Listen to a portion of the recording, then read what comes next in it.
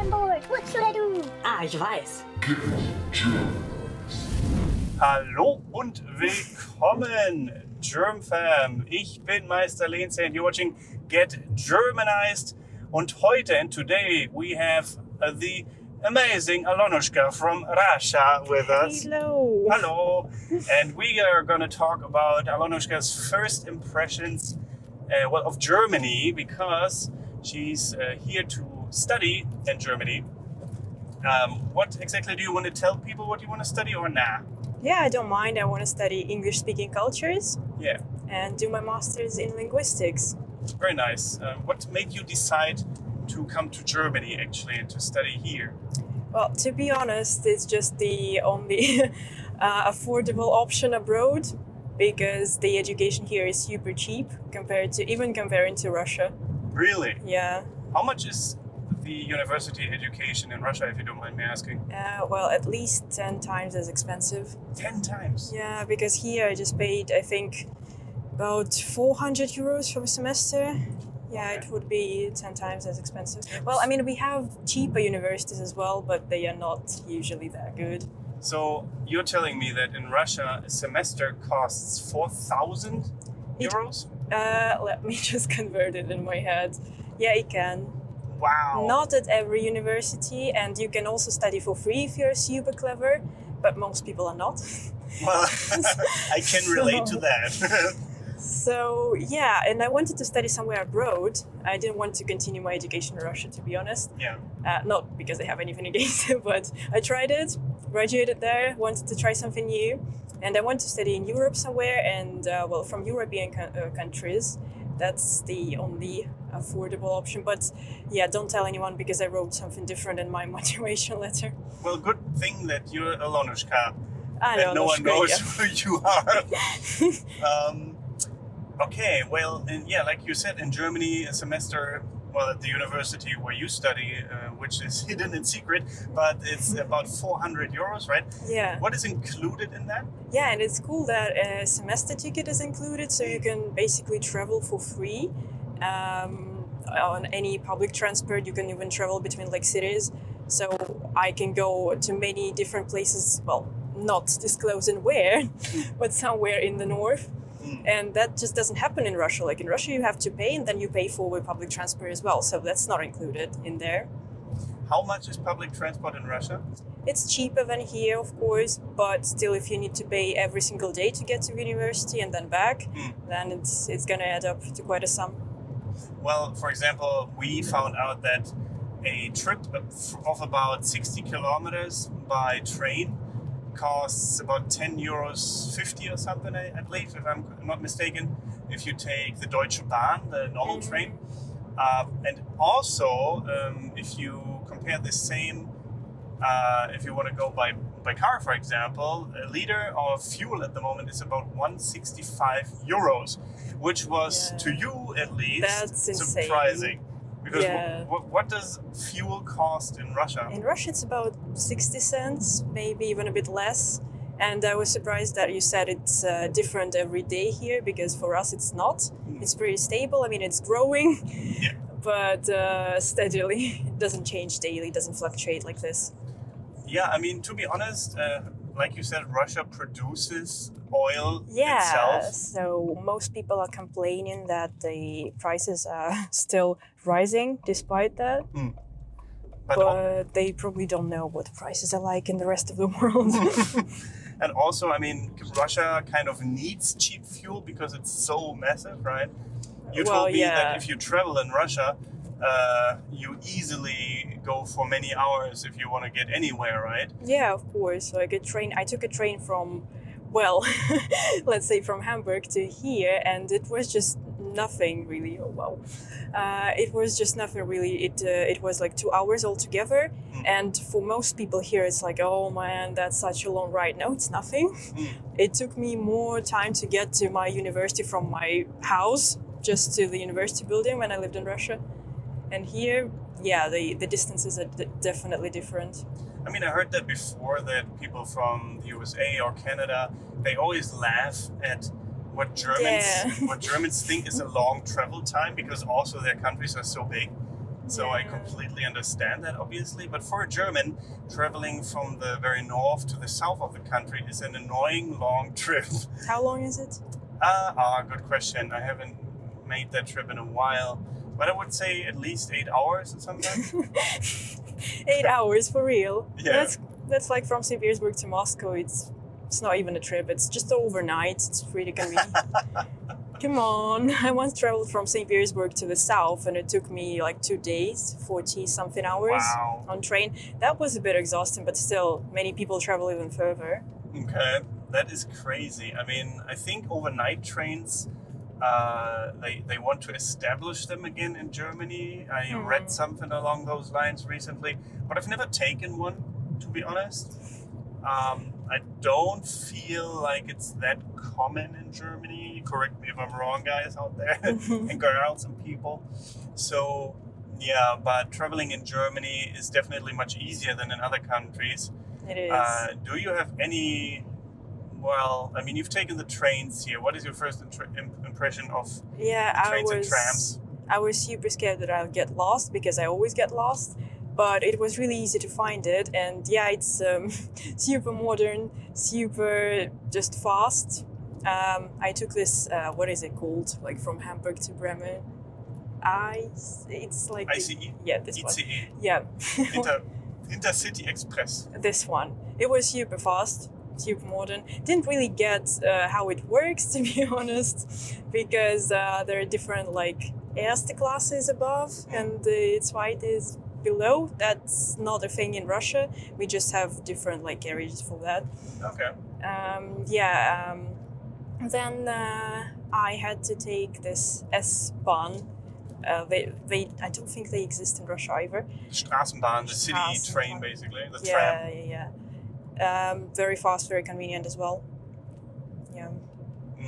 What do you think of the the build and the quality of the trains in comparison, for example, to Russia? Well, definitely way better, but we do have modern trains as well. I shouldn't just be negative. So yeah, that's like something that I saw in Moscow, for example. A similar train, you mean? Mm-hmm. Yeah, I mean, I imagine Moscow and St. Petersburg to be quite modern cities. Yeah, they are. It's just a bit different because I'm used to like taking underground trains, and they are obviously not that cool. Yeah. If you remember, what is the first thing that caught your eye when you came to Germany for the first time? The very first thing that caught my eye. Was there anything that you found either good or bad or just neutral, just noticed? Well, the very first thing, I guess, when we arrived in a village whose name we are not disclosing, again, just the quality of life, because in Russian villages, well, they are in a sorry state. Usually they ask you, like, is this normal? Is this a luxurious place? And you just said that's average. So yeah, just the general thing. I mean, to be honest, what she's talking about were, family homes in a village where I live. And they are, nothing out of the ordinary necessarily, but they're also not something everyone has, obviously. Okay. I know this. Like, many people in the city live in apartments, they rent every month and cannot afford a house. But, people that live in the countryside usually, I mean, at least a lot more there, the percentage have houses. And so I guess I just see them so often that it's not necessarily something super out of the ordinary for me. But it's still something, for example, as a single living by yourself, you probably wouldn't go for a house, You only get like a big loan and stuff like that here in Germany as well when you have a family and stuff like that usually, or when you plan on having a family. And then you invest 300,000 to 500,000 euros usually, I think. You get a big loan, like I said, and then buy a house that is quite nice. I say it's normal, but I mean, it's still a lot of money, to buy a house here in Germany. And not many people can afford it or want to afford it, because you're also, of course, bound to a place for a long time if you do that. and you need to be like super sure of your relationship and everything basically before you think about doing something like that. So while saying this is normal, it's still kind of out of the ordinary still. Okay, that gives hope. I mean, I think at least, because many young people these days, they just cannot afford buying a house, you know. They always complain that our parents' generation, the baby boomers, I guess, they had it so easy with basically being able to buy houses for quite a cheap price, or even the land the house stands on and stuff like that. So I'm not 100% sure if many people would buy a house these days. But yeah, anyway, sorry for the long detour here. Anything else that caught your eye? Yeah, lots of horses. Lots of horses. Yeah. Yeah, We have lots of animals everywhere. in the countryside. I mean, we do too, but not horses, not in such numbers. And just cattle everywhere. But that's maybe because I'm from a big city and they haven't traveled around Russia that much. Like, didn't you say you've never seen one of the animals in real life? Which was it? Was it a Might have been. I can't remember. or horse or goat? Maybe a sheep. A sheep. Yeah. Oh yeah, that could have been The it. black one. The black. Interesting. So a city girl through and through, I suppose. Yeah. Then also just cars in villages again, because that's something we have in big cities, but in smaller villages you probably will only see like ladas. Ladas, yeah. Yeah. You told me about those, the classic Yeah. Russian car, right? Classic, let's call it this way. Reminds me of the Trabant they had in Eastern Germany in the GDR. I don't know what it is. Well, it's also a relatively affordable car that everyone basically could apply for and then got at some point when it was produced. The Trabant, or Trabi for short. So I'm not sure if it's similar to that, but yeah, it's I guess a cheap-ish car, but still like reliable, I guess, in a way as well. Anyway, cars in general, did they surprise you here, or? Not really surprised, just surprised that it's in small towns and villages. That's it. But yeah, I was more surprised by the number of bikes and bike riders. Really? Yeah, when I went to Bremen, I didn't really see anyone just walking. Everyone seemed to be riding bikes, and I was like, can people even walk here? Because I just had this feeling that I'm always on somebody's way, and maybe I was. In Bremen, you mean? Yeah. Well, I mean, yeah, people like their bikes for sure, especially when the weather is a little bit nicer. Everyone just goes on bike tours, especially in the countryside. And I think even in cities as well, because I remember when I visited a friend in Leipzig, they had, on a sunny day, they just were out and about everywhere, like people on their bikes, their bicycles. So it's something Germans love. And I think because Germany is like kind of a green country, trying to be good when it comes to like renewable energies and all of that, and recycling, and just generally nature preservation, I suppose. Many people choose a bike over a car when they can, when they can go just a short way somewhere, then why not take the bike, I guess? Yeah, I expected to see more bikes here, but not that much more. Because I just saw like a couple of people who were walking and the rest were riding their bikes. Well, it depends also, right? On the day, I suppose. I guess. Like when it's super rainy, I guess most people will still drive if they can, or take public transport. Yeah. We have something in Germany called Park and Ride. Do you have that in Russia as well? If you explain what it is. Basically, it's parking lots that you can put your car on relatively cheaply for the day outside of a big city. Right. So you don't need to drive into the big city. So you can take public transport basically. In the city? In the city, yeah. So you can drive, like we are doing right now, to a bigger city.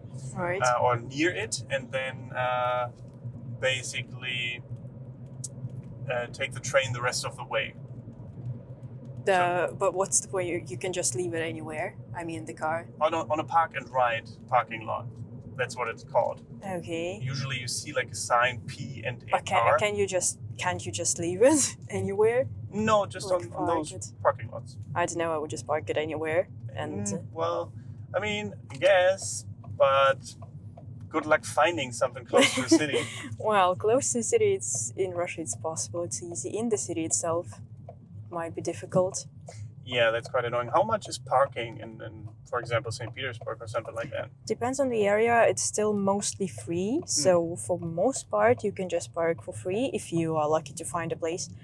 Only in the city center, they are introducing that paid parking, I guess. I don't really know how much that is, to be honest. Well, I mean, here it depends as well, of course. Yeah, but they are planning to introduce it in most part of the city in St. Petersburg, and most people say that's just not going to work because people just can't afford it. If you drive to work and leave in your car for hours every day, that's not going to work for us. Anything else that caught your eye? Yeah, I just actually remembered what was the thing that surprised me most at first, what caught my attention. It was the fact that everyone is wearing masks properly. Oh. Yeah, that was the thing that first caught my attention because I entered the train and everyone was wearing their mask on their noses. I was like, people really do this in the civilized world? Wow. Because for us, sometimes it's just a requirement to enter the train. You can just basically have it on your chin. It doesn't matter. You just need to have it, basically. It's like, it's like a pass in a way. You just show it, that's it. I have it. And then everyone takes it off. Or at least has it here. I mean, there are some people who do wear them properly, but they are such minority in Russia. Really? Well, here it's the other way around, basically. The minority are the people who wear them like this. Or, on the chin. For Russia, that's already good. Really? For us. Yeah. If you wear it at all, I mean, in the beginning, I guess, like a year and a half ago, we also wore them properly, but it lasted for less than a month and then everyone just forgot about this. But here, it's still a thing. Yeah, for sure. I mean, to be honest, we definitely live in a bubble because recently I was supposed to go to a bachelor party and they drove to the Czech Republic, right? To a little ski area. There's no snow at the moment, but they wanted to go hiking and stuff like that. But since my vaccination wasn't 2 weeks ago at this point, like my second one, apparently in the Czech Republic, Germany is listed as a high-risk area. And that means that you either need to be vaccinated or, well, other regulations applied at the time. And I think for me, it was so that I would have had to self-isolate for 5 days, at least according to official rules. And the others were quite nervous about that because it was I was the only one that wasn't fully vaccinated at that point yet. And then I felt bad because I didn't want to risk, ruining the trip or something for the people that I was driving with. And so I decided to stay home. But they said there were no border controls anywhere, like not from Germany to Poland and not from Poland to the Czech Republic, nothing. Wow. And even there at the restaurant or hotel they were at, no one was wearing their masks and only the Germans that they came with were doing it, basically. So, and Germany is the high-risk area, eh? I don't know. I mean, that was just funny to me, but we Germans forget often that we live in a quite protected bubble in comparison to other countries, Yeah, I had to... obviously Russia is high risk for Germany too, so I had to have a test 48 hours before my flight, and then I needed to self-isolate for the next 5 to 10 days, depending on whether I decide to take another test or not when I'm here. But, well, let's face it, no one really checks that. Yeah. Unless you are really lucky. Yeah. So you are supposed to stay indoors for the next 5 to 10 days if you come from a country like Russia, but no one really does. Yeah, that's a problem, I think, though, because, I mean, if someone was really ill, right, and ignored the rules and just went around and infected everyone, but I also know that that's impossible to just check. You just have to rely, I guess, on people when you have symptoms, or even, to be honest, even if you're not, I guess, because you could still have it and carry it around and spread it to other people. So, that is, I guess, why we're still in this pandemic, because many other countries and Germans some Germans, I would say, just don't follow rules like that, you know. Which is surprising in Germany because the Germans are known to follow rules. Not really now. I expected more punctuality and just doing things in advance because my university doesn't seem to be in a hurry, to be honest. Yeah, it's a bit weird. It was all in the last moment, and like even now, technically my, what is it called, rental agreement has already started some days ago, but I only received the keys yesterday, and I was like, well, aren't you supposed to do it in advance, guys? You're Germans, aren't you? But no, not really. What are other stereotypes that you have found to be untrue, or at least partially untrue? Okay, we're getting to bad things here, right? So when I left the train station in Bremen yesterday, I saw a group of people who were super drunk, super loud, and I thought that it would never really happen here, that the police or someone would do something to it, because, well, you said that public drinking is allowed, but it should disturb people around because they were super loud. And they did scream something to me. Luckily, I didn't understand. So, yeah. Yeah, to be honest, like I told you already yesterday, that is something that happens around train stations, unfortunately, more often than anywhere else, I want to say at least. I don't know why that is. I guess because it's an interesting spot, because you can watch people come and go. And maybe there's shops and stuff like that, and still public drinking is a thing in Germany, is allowed. And I suppose if they just sit there and don't hurt anyone, the police think, well, we can just leave them there, I suppose. I'm not sure. Don't hurt anyone. That's hurting just to watch them. I mean, I was really surprised. Luckily, after that, I had like the contrary impression, I don't know, because right after that, I walked like a couple of meters away from them, and I was just gonna take a photo, and I haven't even started like taking it. I just had my camera on, and a guy with a bike was about to ride in front of me, and he stopped, and I was thinking, what's wrong? What am I doing wrong again? Am I on somebody's way? And he was like, no, I just don't want to spoil your photo. It was so nice and wished me a good day, and I was like, oh. Yeah, I mean, there is more nice people, I want to say, than drunk and homeless people. Even though I don't want to shit talk homeless people, because you never know why they are in a situation like that, right? And I've seen recently actually a good YouTube channel. It's called like Straßenleben, Street Life, and they interview homeless people. And some of the fates and the histories of those people is just shocking. You know, they get in really bad situations, often not to their own fault, and then they just can't get out of it. They become addicted to alcohol and drugs and stuff like that. It's really terrible. And while they are annoying sometimes, if they ask you for money or something like that, you always, I guess, need to keep in mind where they, like, it could be you if you're really unlucky, you know, and then would you not want people to help you? Yeah, but I meant like there were homeless people who were quiet and just, you know, didn't disturb anyone. But this gang was just, it was about 15, maybe 20 people, and they were super loud.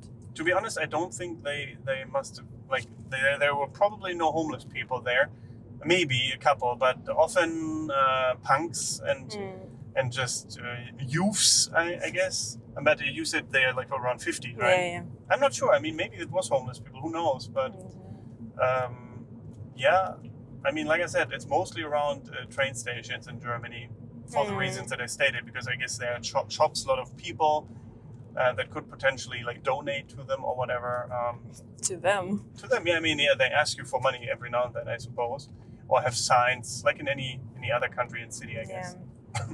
As well. Anything else that you noticed negatively, I suppose? Negatively, or well, positively? The thing that I expected, the internet, which is non-existent here and super expensive. I mean, the mobile internet. Yeah, the mobile internet. It's, well, not so fast and super expensive. But I knew that before coming here. So it was not like a shock or anything. But compared to Russia, where it's, well, basically free and super fast, it was a bit disappointing, and I don't know why that is. That's how it should be, though, right? The internet. Unfortunately, Germany is still, not there when it comes to modern internet technology. Like, for example, in my street, in my village, we don't have glass fiber, optic fiber internet yet. And they were like building the structure for it, the network, for years now already, and still not done. And back in the day, I think I talked about this before actually in a Car of Thoughts video. A chancellor, I think it was Helmut Kohl, he kind of had the chance to implement optic fiber cables everywhere, but he chose copper for reasons that I'm not 100% sure of. But, well, that is the reason, or one of the reasons why Germany still doesn't have fast internet everywhere. But also, when it comes to mobile internet, the main provider is the Deutsche Telekom, and they just have horrendous prices. I pay in comparison again to other countries, I pay about $12 or 10 to $12, something like that, for 3 gigabytes of data. So that's ridiculous, I think. Yeah, that might be a good thing for me, because in Russia I was always able to be online, and I never even calculated the data that I use, because, well, I didn't really have a limit, and it was super cheap, and I could, watch YouTube on my way. But here, at least I'll have some rest from that. Sorry, I was just distracted because there's a really slow tractor in front of us, and all the streets are like really winding. And I cannot overtake these, well, first of all the truck and then the tractor in front of us. Quite annoying. What do you think about German roads so far? Well, so far, I mean, they are nice, but the stereotype about Russian roads that they're so bad is getting outdated too, because it's no longer true. So I'm not really that surprised. I'm mostly just surprised that it's like 2 lanes here. That's it, because I'm used to like 5 lanes in one direction, because I'm from a city, obviously. But yeah, in general, just good roads. Yeah, I mean, unless you go off on a like side road or something like that, right? They become worse and worse. Yeah. Because obviously side roads usually are the responsibility of the village they're in, and so the village usually, I think the Bürgermeister gets them renovated or something like that every now and then.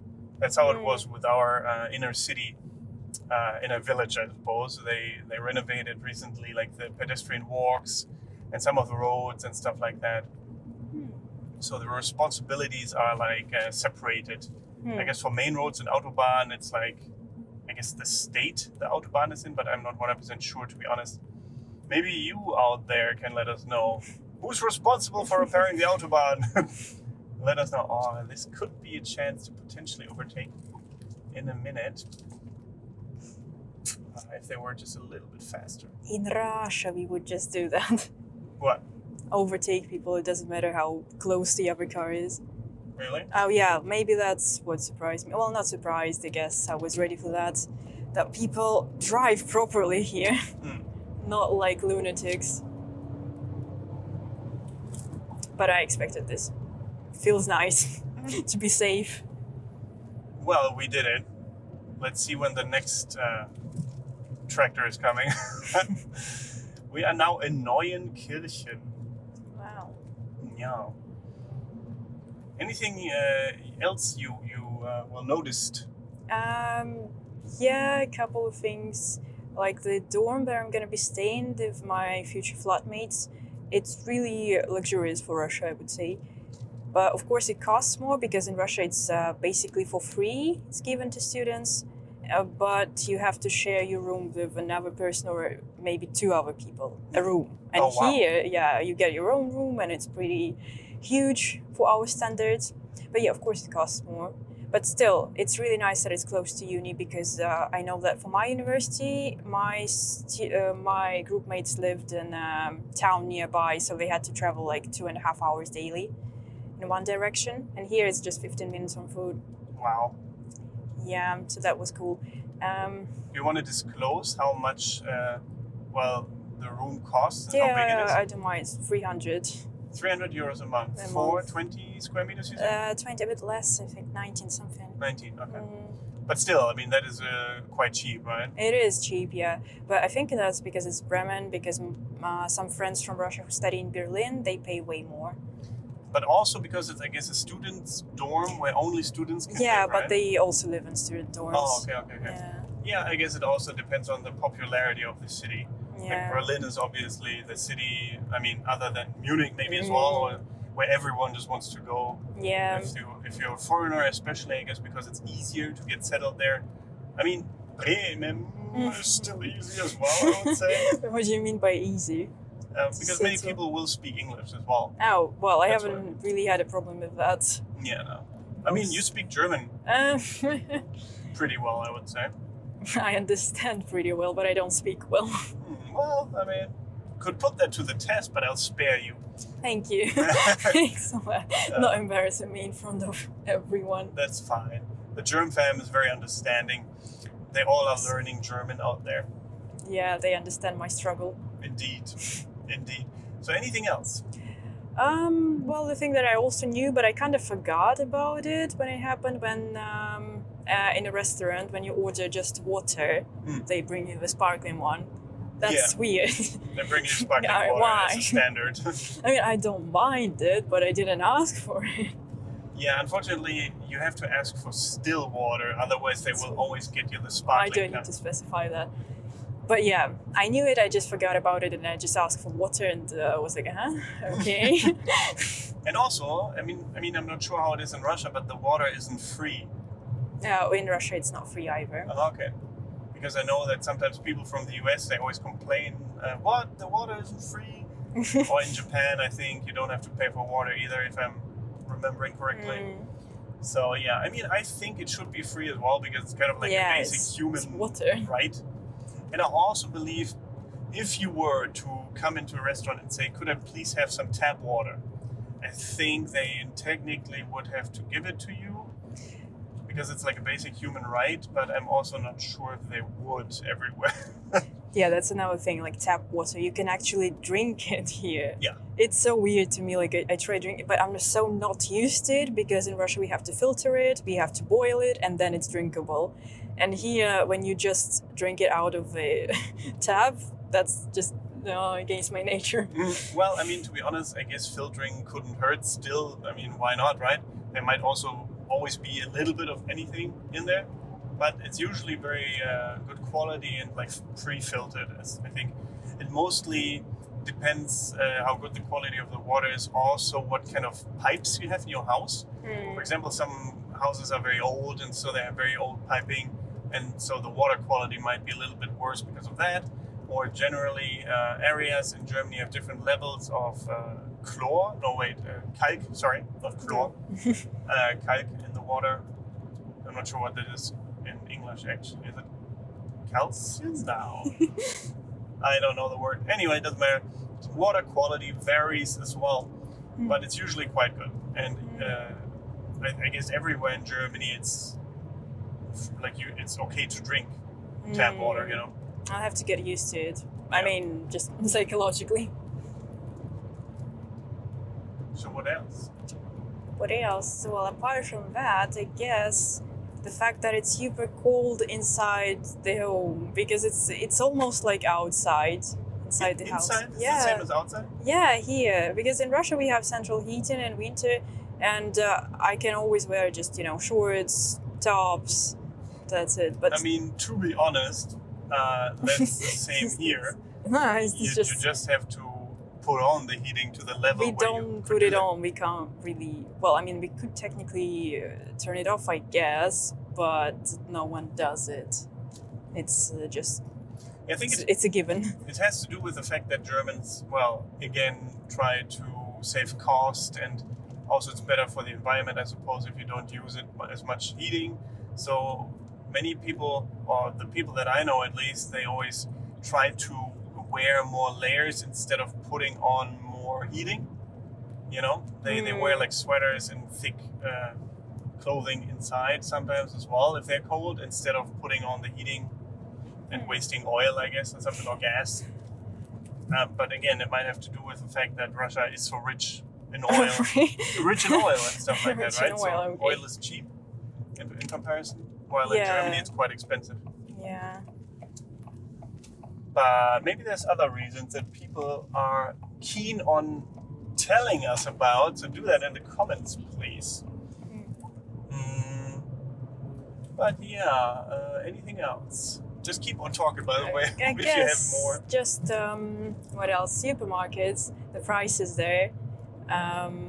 So like all of the healthy stuff is way more expensive. Like fruits, vegetables, they are at least twice as expensive as in Russia. But then chocolates or alcohol is pretty similar. So yeah, not gonna contribute to my diet. Well, also organic stuff is more expensive here, obviously, than normal fruits and vegetables. Well, yeah, that too. That's But you mean also like the cheaper stuff yeah, is more expensive? just like regular vegetables or fruits, they are way more expensive Okay, in Russia. that's interesting. But didn't I expect guess I expected it to be more expensive, but I expected all the rest to be more expensive, but it's not. that. Yeah, that's surprising to me as well. I mean, why is that, do you think? No idea. Maybe because Russia produces a lot of the stuff itself? Vegetables and fruits. I mean, no, also the other stuff. Like they don't, maybe it's Russian brands that you're talking about mostly, right? You mean in what? In alcohol and stuff like Nah, that? no, Oh, okay. no. Interesting. No. I'm not an economist, I guess, so I'm not 100% sure why that could be. But I mean, it's a good thing that prices are not so different. Is it? Well, it depends. If you think Russia is cheap or expensive, I guess.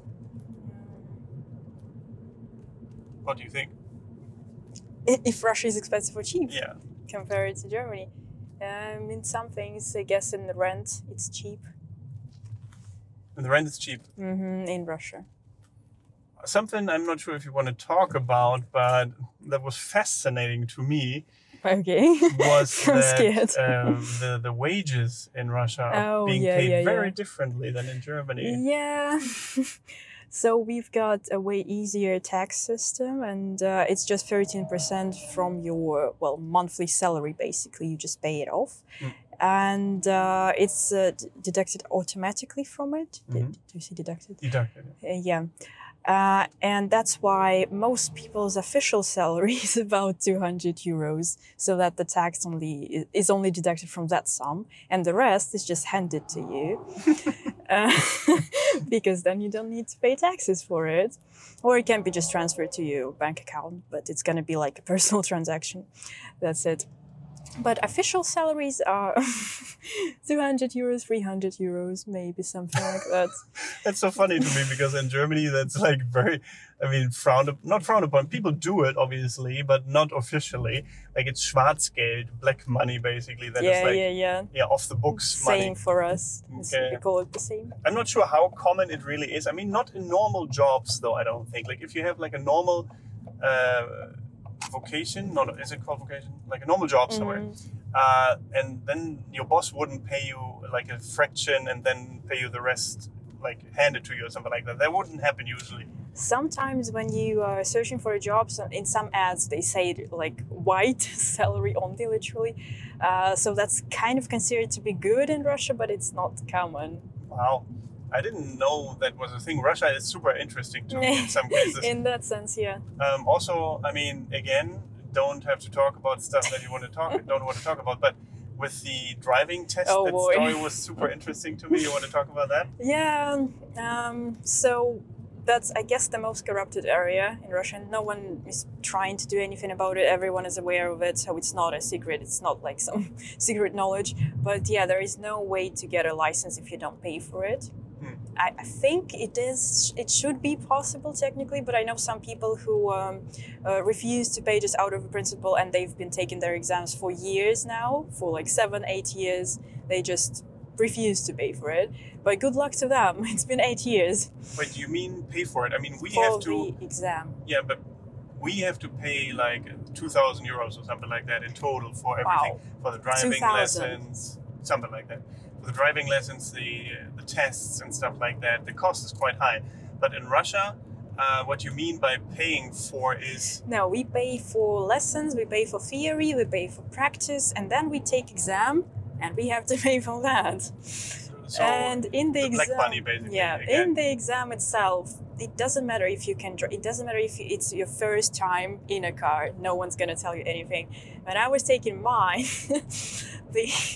the person who was sitting next to me, he was like, now press this, now press this, now turn left, don't forget the light, don't forget. And it was very convenient because it was during the Corona times already, so he had a mask on, so no one could hear what he was saying. But I was like, come on there, I'm a blonde, but I know how to start a car. Yeah. So yeah, they are just telling you everything. And when you do those exercises, they are also like 5 centimeters more. Stop, no, stop, stop, no. So how much did you have to pay to basically? Way less. It's less than 2,000 altogether. Man, rubles again in my head. So about 300 for just theory and the same for the exam. Okay, so yes. 600 in total. Yeah, but then you also pay for the medical checkup because you don't want to do it properly, right? You just want to buy it. Again, you just come to the doctor. It was hilarious though, because I came there, I said like, I'm sorry, my vision is super horrible. Could we maybe check it? Because I might just bump into someone on the road. And they were like, nah, we are not going to do this here. Here is your paper, bye. So how much does it basically cost to pass the medical exam and the driving exam, like without really passing it? Altogether, about 600-700. So added on top of the other 600? Yeah. No, altogether. Oh, altogether. So it's not that. It includes the black money, basically. Yeah. So black money is about half of it. Okay. Yeah. I think that will be super fascinating to people out there, because like I'm not judging it. That's just how it works in Russia, right? It's been established and everyone knows about it. Well, I mean, it's still cheaper than in Germany, so... Yeah, that's weird. But I know most people don't want to pay, not because it's so expensive, just because it's their principal and they just don't want to buy the exam. But I mean, to be honest, I am not sure if I would do it because I want to be able to drive after this as well. Yeah, right? but... in my case, I really wanted to learn, I really wanted to study, so I attended lessons, I did the practice, so I kind of, knew how to drive. I'm not driving well, but still, I kind of knew how to do it. But some people who are like just 18, they just want to get a license, basically, so they don't do anything. So yeah, it's basically up to you. But the thing is, if you can drive, if you drive really well, but you refuse to pay, you're not going to pass it. Oh. You could do everything perfectly well. You can have some people who come from abroad, they need to renew their license and they need to pass the exam. And they think, I've been driving for 20 years. I know how to do this. I know all the rules. I'm just going to do it myself. I'm not going to pay. It's not going to work. Wow. They're going to fail you. Okay, yeah, that is a little bit bad. That you have to bribe them, basically. But yeah, that's super interesting. Maybe we can make more videos like this in the future where we talk a little bit about these very interesting points. But I think that is it for today. Let us know, the German fam out there should let us know which topics we should discuss next time, or what you would like to hear from Aljonuschka. My impressions. Yeah, but I've got more of them too. Exactly, like we will wait a couple of months or half a year maybe, and then you have my studying begins soon. Yeah, you can talk a little bit about that maybe in the future. That should be very interesting. Well, Aljonuschka, thank you so much for attending. Thank you for having me. And thank you out there, the dear Germ fam folks, for watching. And of course for liking, subscribing, activating the bell, follow me on Instagram, all the good stuff. Well, and apart from that, thank you very much for watching. Don't forget to get Germanized. Goodbye and auf Wiedersehen. Baka baka. Baka baka. Baka means idiot in Japanese. Looks.